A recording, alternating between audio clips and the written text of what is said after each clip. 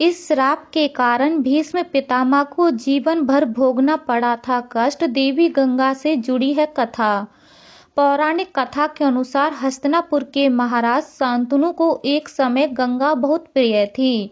इसके बाद राजा ने गंगा के समक्ष विवाह का प्रस्ताव रखा था। गंगा नदी को हिंदू धर्म में देवी का स्थान दिया है। गंगा को माता कहकर संबोधित किया जाता है।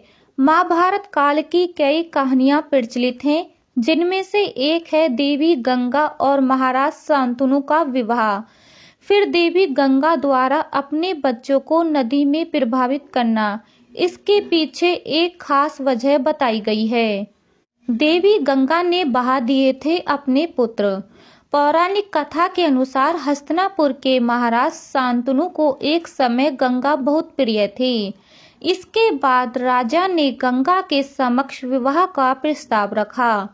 गंगा विवाह के लिए राजी हो गई, लेकिन उन्होंने एक शर्त भी रखी कि शांतनु उन्हें कभी भी कुछ भी करने से नहीं रोकेगा।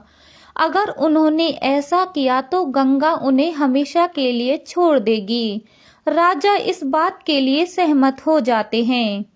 ऋषि वशिष्ठ ने दिया था श्राप। विवाह के बाद जब गंगा मैया और राजा को पुत्र की प्राप्ति हुई तो उनकी खुशी का ठिकाना नहीं रहा। लेकिन गंगा ने अपने नवजात शिशु को नदी में बहा दिया।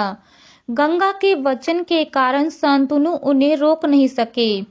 इसी प्रकार गंगा जी ने अपने अन्य 7 पुत्रों को नदी में बहा दिया।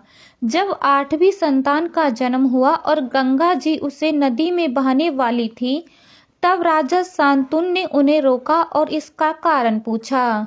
इस पर गंगा माँ ने उत्तर दिया कि मैं अपने बच्चों को ऋषि वशिष्ठ के श्राप से मुक्त करा रही हूँ। भीष्म पितामह को भोगना पड़ा कष्ट। इतना कहकर गंगा जी आगे बताती हैं कि उनके 8 पुत्र वसु थे, जिन्हें ऋषि वशिष्ठ ने श्राप दिया था। पृथ्वी पर जन्म लेने के बाद उन्हें अनेक कष्ट सहने होंगे। ऐसे में गंगा जी ने उन्हें कष्टों से बचाने और मुक्ति दिलाने के लिए नदी में बहा दिया। ऐसे में राजा शांतनु द्वारा बचाए गए 8वें पुत्र भीष्म पितामह थे।